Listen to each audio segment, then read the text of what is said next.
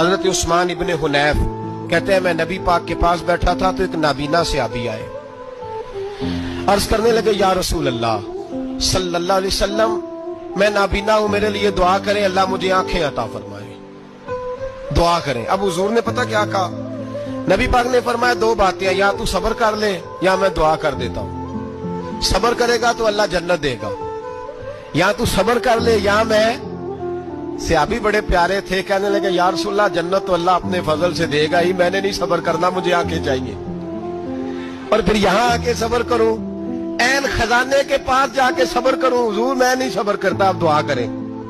نبی پاک نے دعا سکھائی، فرمایا دو نفل پڑھ جا کے اور دو نفل پڑھ کے میرے وسیلے سے دعا کر۔ کیا کر؟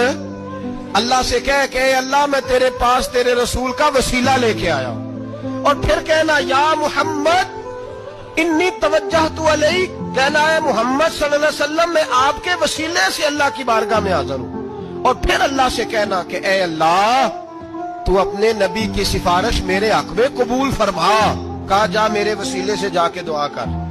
حضرت عثمان کہتے ہیں وہ چلے گئے، دو نفل پڑھے، حضور کے وسیلے سے دعا مانگی۔ فرماتے ہیں وہ چلے گئے پر ہم کوئی نہیں گئے۔ آپ کیوں نہیں گئے؟ تو صحابہ کا نظریہ بتاتا ہے کہ وہ گئے اس لیے نہیں کہ ہم حضور کا معجزہ دیکھ